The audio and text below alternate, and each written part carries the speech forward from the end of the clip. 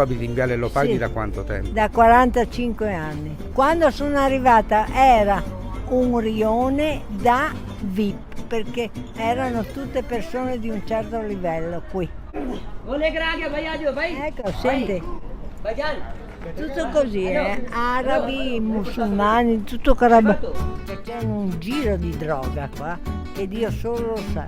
Droga? Droga tanta, perché poi le danno così a mano, li vedi? Stanno lì a bivaccare, si siedono per terra e no, dico io abito qua. Voi dovete avere rispetto dove siete ospiti di qua, dovete dire solo grazie e rispettare le nostre norme.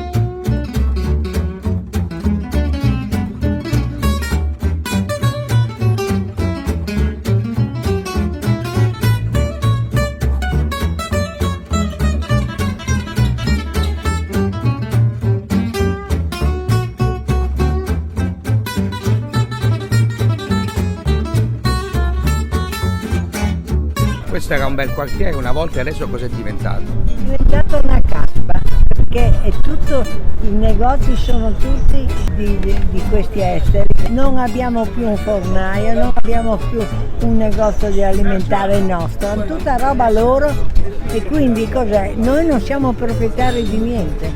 Siamo in Italia, siamo ospiti a casa nostra. Quest'estate una sera ci sono accoltellati, naturalmente lì è venuta i carabinieri, la polizia, che poi naturalmente li hanno curati e dopo sono tornati fuori. No? Secondo te è impossibile convivere con queste persone? No, non si può convivere, perché intanto non hanno educazione. Credono di essere in Italia e che sia la loro terra e quindi siccome nella loro terra non possono fare niente perché vengono condannati subito, qua invece possono fare tutto quello che vogliono. Le amministrazioni comunali precedenti hanno attuato degli interventi, penso a Fontanini che ha portato addirittura l'esercito, è servito a qualcosa? No, assolutamente, perché giravano su e giù senza fare niente. E poi nelle ore che non era il caso. E neanche il posto di polizia, il presidio fisso della polizia locale? No, qui ha messo i vigili, perché io dico franco e netto, i vigili comunali, i quali non si spostano assolutamente.